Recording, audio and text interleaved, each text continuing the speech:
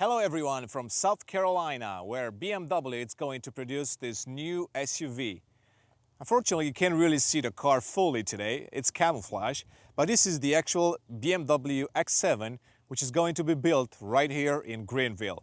We had a chance today to drive the car on those beautiful back roads and also on the highway, and we'll share your experience in a few seconds. First of all, let's take a look at the new X7, even with the camouflage on. Right here at the front, we have the beautiful, optional though, laser lights. We also have here a very large kidney grille, which is available on the X7. It's the first time that we see such a massive grille being offered on a BMW. But this is really the new design direction, which BMW wants to show their SUV in a more massive and also sporty size and dimension. For the US roads, it's definitely appropriate. As you can see around Spartanburg, there are a lot of trucks and SUVs, so this one fits right at home. Maybe in Europe, it will be slightly larger than what you're used to, yet it's still very fun to drive and enjoyable at any turn. BMW will offer the X7 with different configurations. Also, the front fascia will be a little bit different on certain models.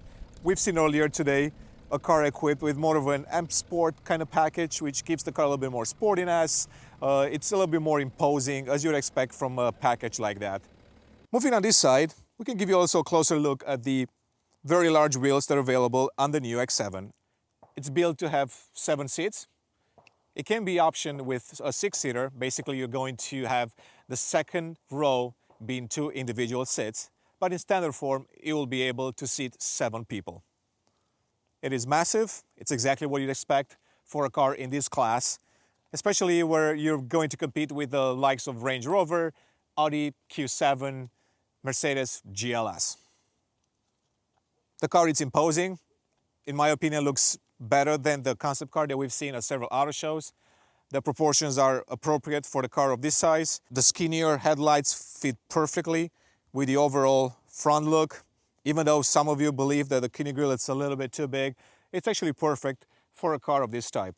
If you look from the side and in the back, you'll also notice that this is a BMW, mostly thanks to its roofline, which is typical to a sporty BMW. So they managed to do a really good job with that, keeping the appearance of a sporty car. Also the back, it's quite sporty, very nice slim taillights, which give the car a wide and higher look. In the next few minutes, we're going to talk to you about a driving experience from behind the wheel.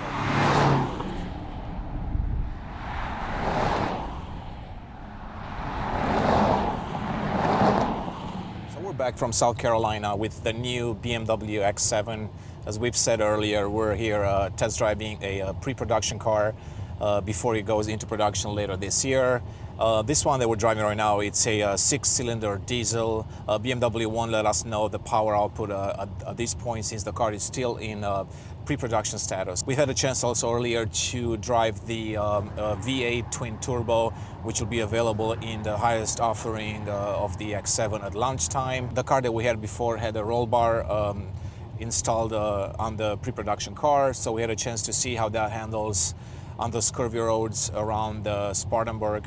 The second option that we've had a chance to test drive on the new X7 was the integral active steering, which when you drive the car, you can really tell the difference in between the basic X7 model and also the one with the active steering. You can feel the more input into the steering as you go into corners. It's a little sportier. There is a lot more tactile feeling in your hands.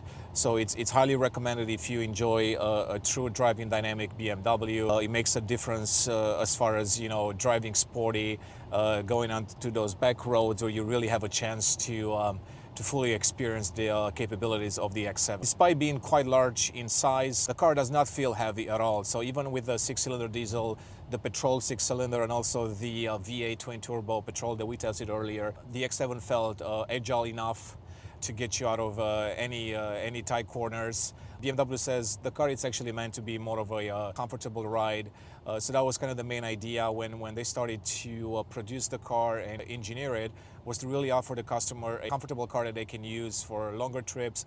At the same time, at a push of a button, you can also switch to the sport mode, which for those of you that enjoy sporty rides, you will appreciate it. The suspension get a little bit stiffer.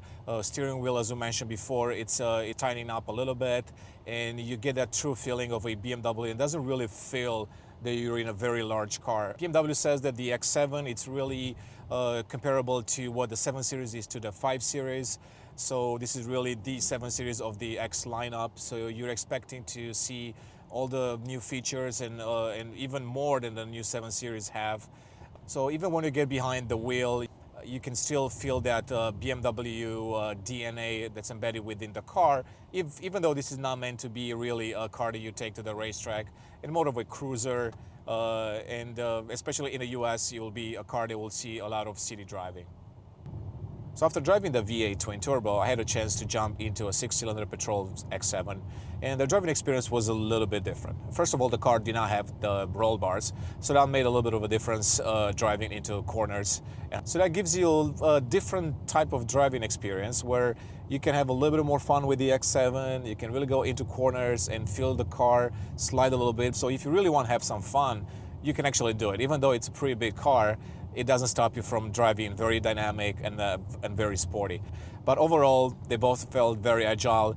You felt like a true BMW to drive. It never felt for a second it was sluggish. So if you've experienced one of the big 7 Series cars, a 750, even a 740i, you kind of know what to expect. It's a similar driving feel. Just because you're in an SUV, you see a little bit higher, but you're kind of getting the same experience of a BMW. So a little bit more about the integral active steering. As I mentioned earlier, it doesn't just help with the agility of the car and the driving experience. It also helps with, if you sit in the third row, since the wheels are turning in the opposite direction of the front wheels, it gives you a little bit more comfort in the back, so you're not going to get that body roll that you might get in other big cars. With the new BMW X7, you can also order the off-road package, which comes with a underbody functional cover, that's one thing, and 4 different driving settings. One of them is called X Rocks, the other one is X Sand, X Gravel, and X Snow. All of those are part of the off-road package that's been offered for the new BMW X7.